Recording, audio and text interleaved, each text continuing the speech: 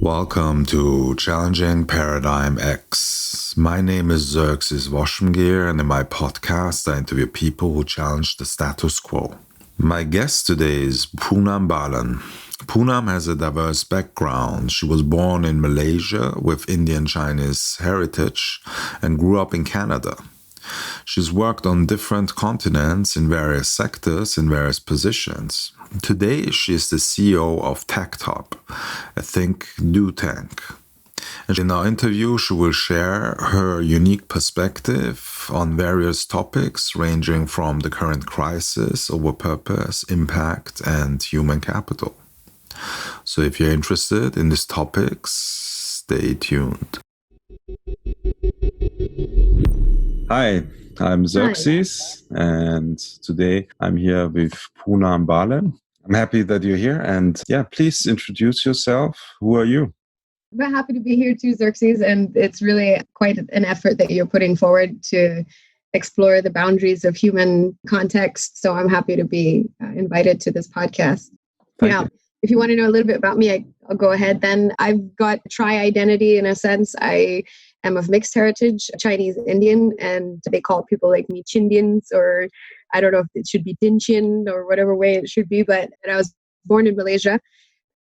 I moved to Canada when I was a teenager, so my tri-identity includes different nationalistic identities as well. And then I came to Europe about a couple of years ago, now about 2.5 years, and I've been settled in Germany since. So it's been really interesting to carry different market knowledges and sort of cross exchange and see where that can go. In terms of my background, I've held a few different roles in different sectors. I started in hospitality, and that was really wonderful in Canada. And then I went on to banking and hit the last global crunch right in the smack middle of it as I was working my way up. I did leave in good terms and then learned a lot from that. And then I joined the Clinton affiliates cohort with Frank Justra. And then I moved to Malaysia, did quite a bit of work in Asia as well. So there I got my first taste of working with government-linked agencies and the broad scope work of national public impact, and then started to consult. And now I find myself in Germany largely advocating sustainability, especially in the social and governance categories. I work very much so with companies that want to transform themselves from within and create links for them to do that. So that's in just a high level of what I do. So please tell us, why do you do what you do? Oh gosh, because I have a dying urge to change something. I mean, what I do is really interesting, as brand integrity requires a crossover of fields and an ability to understand what agility can actually do in these situations. We're in a crisis time right now. So what I've always tried to do is build proactive measures in an organization that will sustain jolts like this. And when you look back at your life, was there any specific turning points that led to what you do today? Oh, massive. I mean, I think I've had a few turning points. It has very much to do with my transition through life, moving to Canada as an immigrant, as a PR, and then coming back to Asia and repatriating as a foreign trained Southeast Asian talent, and finding that continuity in my career. So the big jarring point, I think the big point that changed me was probably the realization that I offer a unique perspective, and I always will. And if I don't insert that value into everything I do through whatever resources I have, then that opinion and perspective will never be heard. So we need more perspectives for diversity to actually work. And you talked before about the current crisis. Mm-hmm. So what's your thoughts on that? In what aspect? What do you anticipate will be, which direction things might be going and how to deal? Well, I work with quite a different array of people. On one hand, I work with funds and folks that are venture folks, and I think there's a big change in all these industries that have the ability to see a pattern or a wave, and money is one of the easiest. And The other side of my pond is folks that are in the startup industry and burgeoning tech, and largely what I do is build in the human capital structures and what that can mean in the future. So for my field of work, it's still a lot of, to be determined, because we have different pockets for talent that don't really fit with each other right now. There's this talk about, on-demand talent going up, and companies finding new ways to support that IP attrition. But I think everyone's figuring out how to sustain people. So it's difficult at the moment. Some things that have changed for us I can share is that I've had to become a lot more empathetic in a different way. I've always tried to be empathetic rather than sympathetic about someone's, situation and how they commit to their self-progress or their professionalism. But now there's a lot of a need to just connect with people and give them what they need and give them what they want. And if it's attention, if it's just listening to difficulties that are very personal, a boss now or a leader now, whatever it is, a team player now has to become even more human now. That's something that I've realized. So it's difficult when you own your own effort. You have to make more time for that now. So, long gone, I think, are the structures where we used to all clock in, put on a hat, and then clock out. And now you really have to face the reality that you're responsible in a way for a person's state of mind, even more so than you ever were before. And so I've had to change the way I ask questions. I've had to change the way I approach vulnerability. I do see some scary sort of agency-like trends. I mean, I worked with a ton of agencies myself, never in their shoes, but working with them, of course. And I think a lot of skewing of, solution thinking. If you address vulnerability, you'll address it all. If you address diversity, you'll address it all. And those kind of thoughts are a little bit misleading as well. So I find a lot of our teammates are searching for that one word solution for themselves too, to sort of see the end, the light at the end of the tunnel. But then at the end of the day, what they need is a team that works with them in reality. And that's a lot different. So, yeah. Okay. And do you think the current crisis will pose a chance that there will be bigger change towards what you've just said? I think so. I think those who have resilience will probably see it through in a different way. It's just a matter of what are the counterweights of our systems these days. So if we're working with the same structures we worked with before, and we're resilient through that, that's good too, because those were the structures before, and you have all these new structures, new business models, new sustainable community structures and funding structures that are trying to come through and prove itself. I think it just is a matter of all sides of the perspective being as resilient as possible. So we will come through if we are resilient and methodical, and maybe a little bit slower and a little less satisfied with our returns, our immediate returns. Everything is not sustainable on just immediate dopamine or, immediate gratification. And so those things have to be worked in and worked into an SOP and stuff like that. So I think these are the micro methods that everyone needs to look at. There's a lot of talk, but it's really hard to actually do it, I've noticed. Yeah. Okay. And from your experience from the last 2 months with the companies that you work, do you have the impression that most companies are resilient, or do you see that it's very problematic what's happening right now for many companies? What's your impression? I mean, it depends. It's very industry specific and very sector specific. So it really depends. On one hand, if I pick, let's say, a social development goal and cut across the private to for-profit, to not-profit to social sector and see what's being done, there's a lot of lack of clarity in a sense. You see on one hand, jobs still being posted up for positions, therefore showing that the companies are actually still keeping those pathways through. But a lot of the companies we work with, they're not exactly very open to giving announcements at the moment as well. So, a lot of PR work is being reshuffled, and all the initial hopes that a lot of these entities had are not exactly working in the way, people want. There's still so much being done. That's the truth. There's so much going on, but a lot of people are not sure. A lot of organizations are not sure how to communicate those priorities into the future. So, it depends. If you're Adidas and you received, the stipend that they did right now, the funding that they did right now and what they're doing, and you're so clear and you had already a very clear, dedicated move into the conservation work and what they were doing, then it's easier for them. They're going to probably show more traction and more resilience because they already were on the same purpose. But companies that are finding that now are probably getting really jolted, so and what I find is not a lot of people want to come out with stories. So I have to pull it out even more, say, hey, talk about your environmental work, talk about the emissions. And the pushback right now is, but why would I do that? There's, we have to address the job loss. We have to address other PR stories and brand stories that are more important. And and it comes back to basically allowing your colleagues to do what they do and trusting them.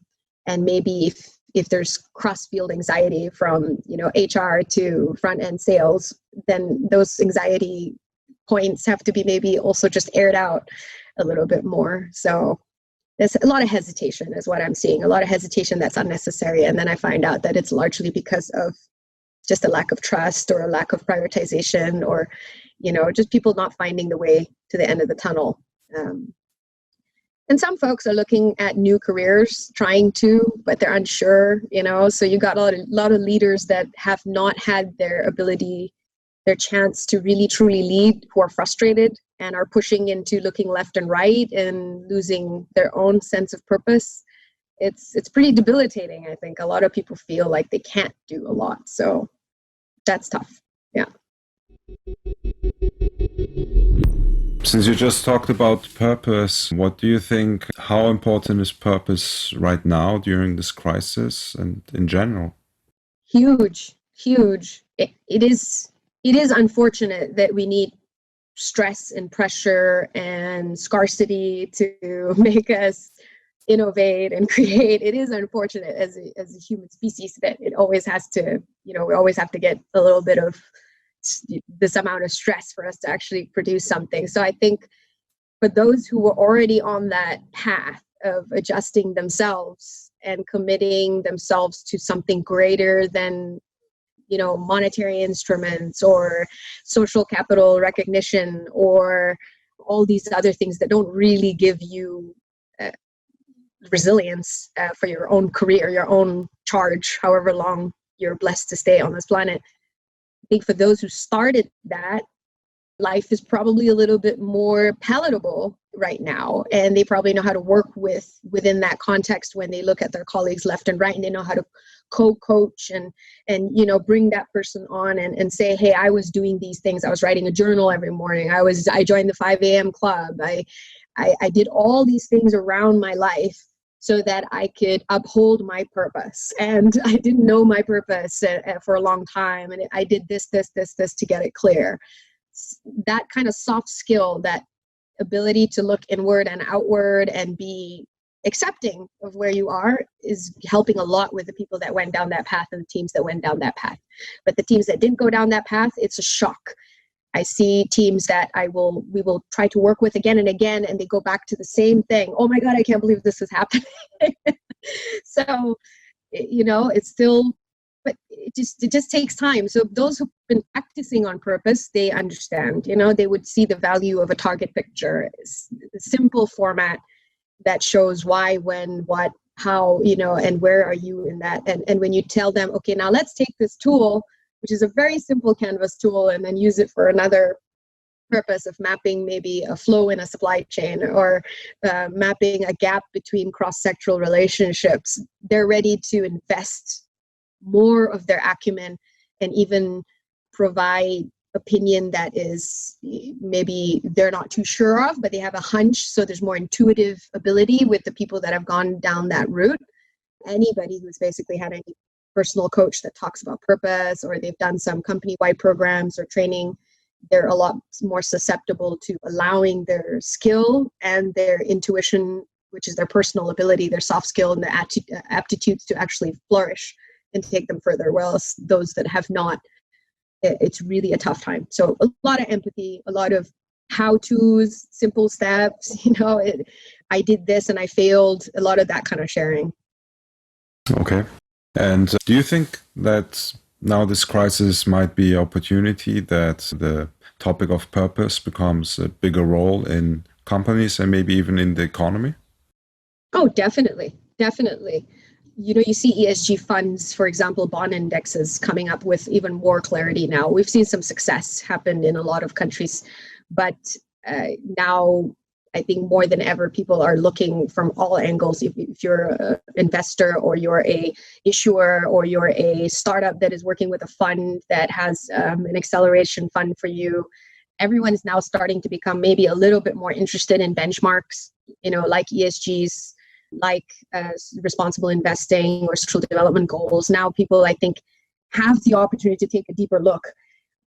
The unfortunate thing, though, is a lot of these frameworks that we have out there, when you overlay them, it becomes extremely convoluted again in the world of sustainability and impact. And there's not a lot of people from other fields outside, like communications or PR or branding, that are cross-bred like myself, that come in and do a lot of work to clarify that. So while there is interest, the genuine talent that want to come out and do something different, like yourself, find themselves still asking the same questions again and again. Why does this framework matter? Are the decisions we are making based on a lack of clarity of multiple frameworks actually going in the right direction? Or am I doing the same thing I did before when I had all the security of my career, for example, before COVID-19, So some people are pressing on for higher personal standards, individual thought, and some people are not. And perhaps I do see a need for a lot more candid conversation. If you don't understand something, just say you don't, I hate being the person that always does that. I find myself alone and I find, oh no, I just put up the vulnerable hat and then, I'm also representing a very different voice most of the time. So all this kind of stuff, I think, has to stop in the way we interact about things. While there is interest, there's still not much clarity. Okay. And please tell us, is actually purpose part of your work that you also offer? Or is it a thing that you have clarity about yourself and your company and indirectly becomes part of your work? I think it's indirectly part of my work, but it's always been there. I've been in CSR since 2007, 2006. So I've been working in corporate governance, CSR qualifiers, running campaigns, doing all sorts of galvanizing, and then using that for the post rebranding after restructuring. I was a greening ambassador. I started a bunch of SOPs on my own at that time, which has survived all these years and earned the company awards and recognition from industry players and stuff like that. But I remember the grassroots of it. I remember when I started it, and I remember the human fight against it when I said, let's not have styrofoam cups, let's have paper cups. And everyone went, why? It's going to burn my hand, And in Canada, everyone wanted hotter drinks. And I said, why? It's a small change. And I found myself at a very early age leading upwards, but having to use negative marketing, having to use fear, and having to use all sorts of awful storylines to make people change. And I thought, gosh, this is terrible. And then I moved to working with a bunch of agencies as a public fund owner and running talent strategy for countries. So then they came to pitch to me instead. And I was like, okay, let's put all these agencies together and see what they do, actual, return on value rather than ROA and advertising and all these metrics that they use.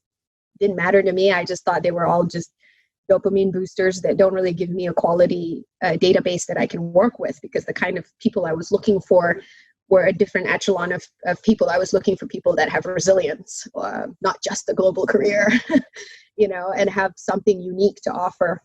So throughout my career, purpose has been a very much a pointing guard of where things should go. It's been maybe easier for me in some ways to understand my purpose, because I've had to I was born mixed heritage. I was always, positioned as such. I was always having to compete to prove a lot of capabilities. At least I felt so. And so for me, the purpose number one was always to, do what I thought was a better standard than the status quo. And I've never thought that the status quo was ever good enough, because I come from a medical family, and we all always just sort of very humbly say, no matter what it is that you do, humankind seems to also, just move at one step at a time.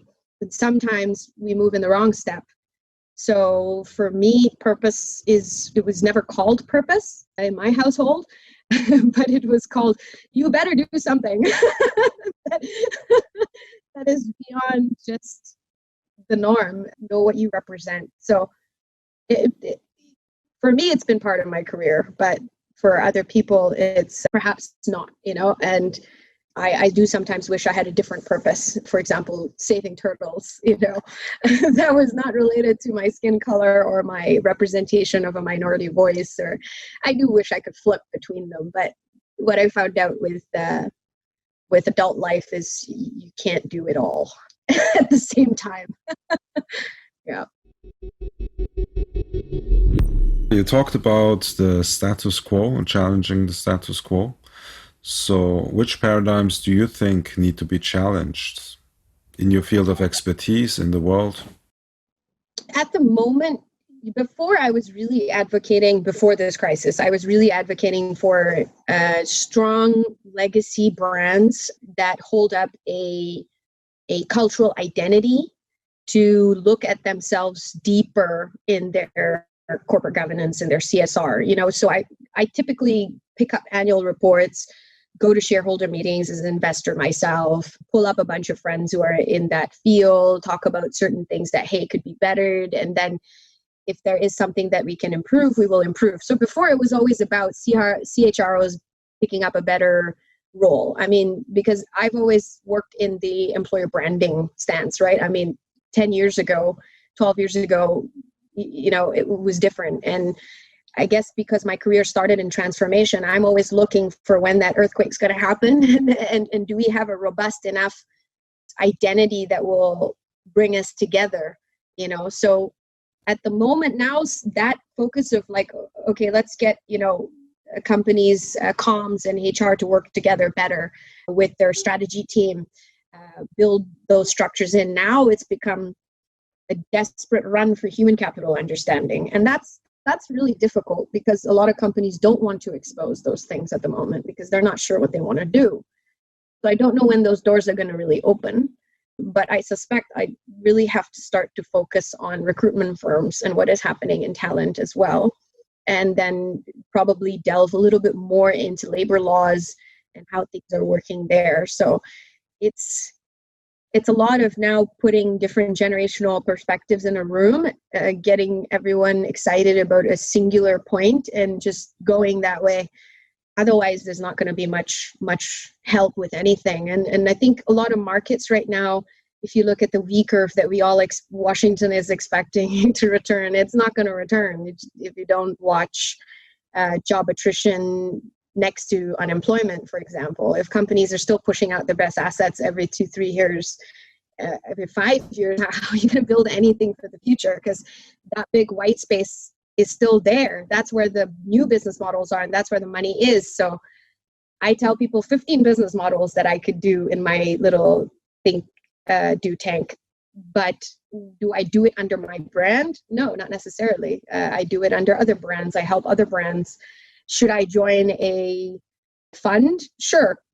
But it will take me time to probably figure out if they're actually of the same value spectrum as well. So I think human capital is a topic we have to get into collectively, everyone in impact, because if you can't sustain this big flux that we're having right now, and if you don't know what the MNCs are talking about when they mean human capital, or what the SMEs talk about when they mean human capital, or what the solopreneur talks about, then we're going to miss each other. Again, it comes back to that, crisis caused empathy.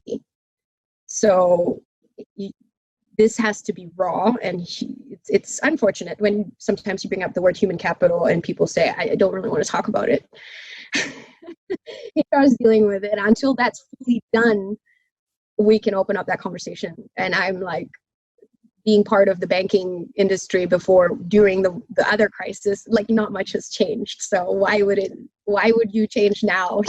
And if you're uncomfortable to talk about it, you're uncomfortable to talk about it. But questions like, are companies or are organizations doing good exit interviews? Are they still understanding people's personal goals? So are they building personal purpose plans?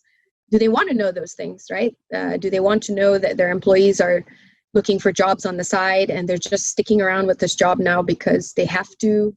What can you do more to give them more value, to make them feel more valuable, things like that. So I think human capital is huge, and it's just the beginning of the numbers that we see, and that's really, really sad, really unfortunate, because the other worry I have is the recovery rate.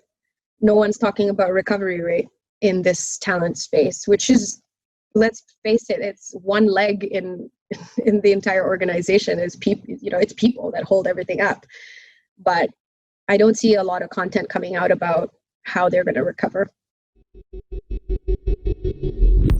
One question that came up now, because you talk much about human capital, a lot of people think that they have a calling. And so my question is, I really always think about humanity. And I have this impression that maybe humanity has a calling as such.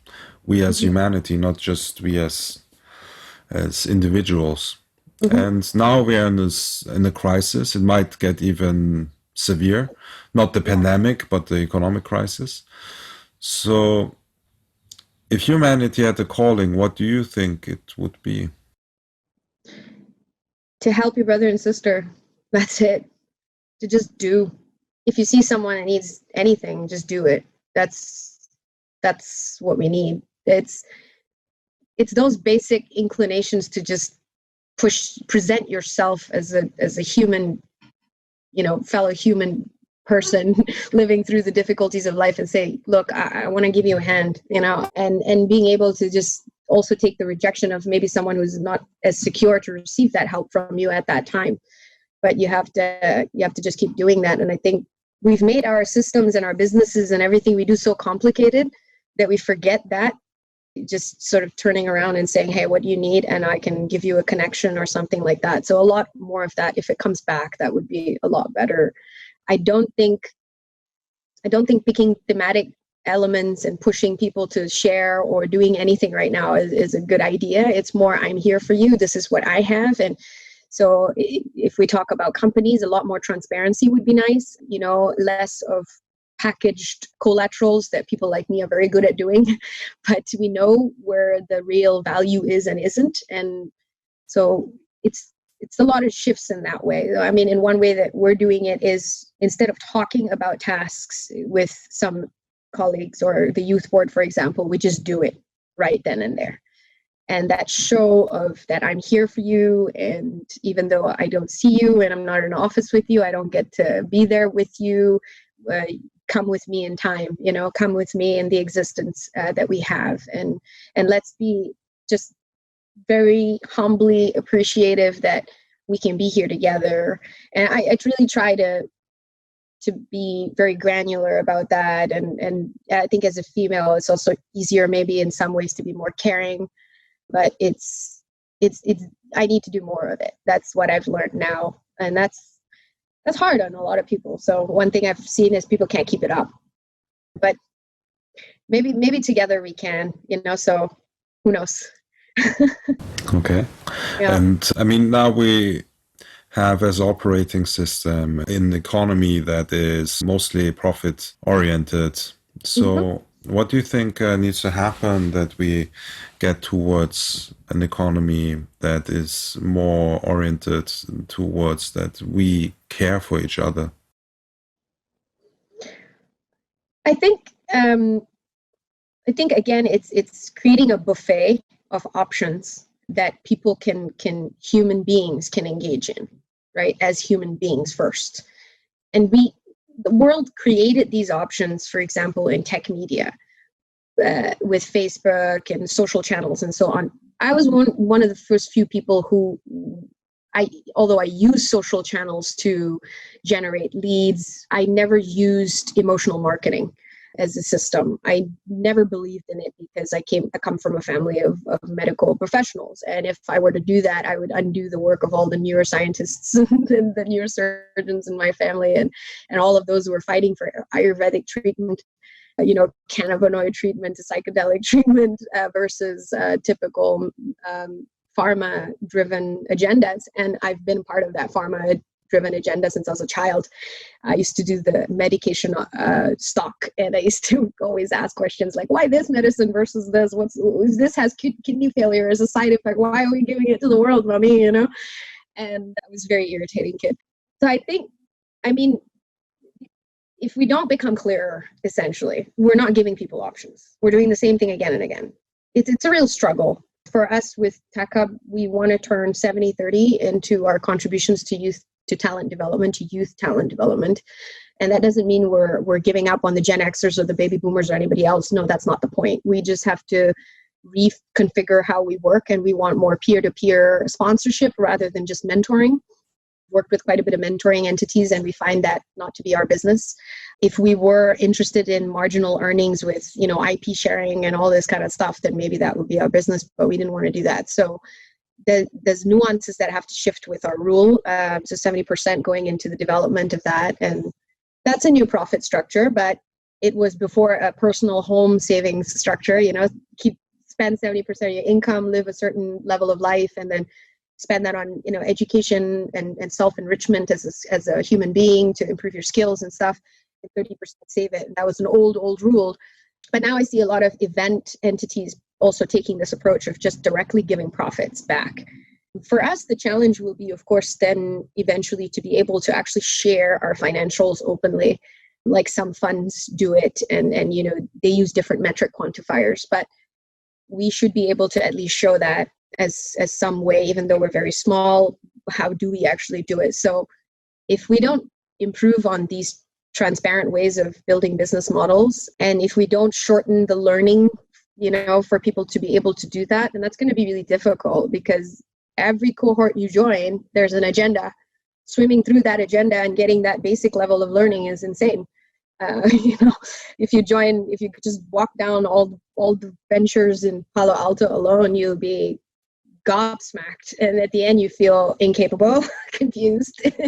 The same things again. It's just a bad vicious cycle. So I really want to see a lot more companies put up, like, maybe a letter, an annual letter from the owner saying, this is why we're doing this, this is what we're doing, and we are moving this amount of money to this, or we're trying this business model out. If you'd like the idea, come join us. Here's your profit margins. Here's mine. Here's, something to that point. Otherwise, this distrust is going to continue. At least that's what we're learning with our youth board. There's huge distrust, and that's directly becoming mental health issues and directly becoming dependencies on our medical systems. So I think transparency gives people hope. Yeah, my final question is really about your legacy, and basically, what impact do you want to, if you look back to your life from that perspective, what impact would you like to have had on humanity? I wish I didn't play the game so much and felt people more. Put my hand on their shoulders while I could have a coffee with them. I do wish I connected more authentically. And I'm a pretty authentic person, if there is a barometer, but I do wish, especially because I come from a field where I package stories for a group. Gosh, what is it all worth now? If you didn't strip that, there was always these rules of the game, and so much time got wasted into all of that, and when I ended up becoming a VP anyways of a little company, but attached to very big pockets and a big conglomerate and the mobile telecom auctioning industry, which we call mobile virtual network operators or aggregators, so the amount of knowledge I had was tremendous. And I do question myself, what did I do with it? And I didn't really I didn't offer any transparency. It was actually a lot of times my job to hide that. And that's something that I really now look at it and think, geez, I could run a day sprint and explain all these different strategies and formats to expose only this much in the communication pipeline, because we assume we're going to have this control. and then suddenly, now we're in a situation where, does it really matter? Because if you look at capitalism, if you stimulate and you are open, you will get your front runners anyways, and they will build little companies and little families and little, pockets of good and all of that jazz.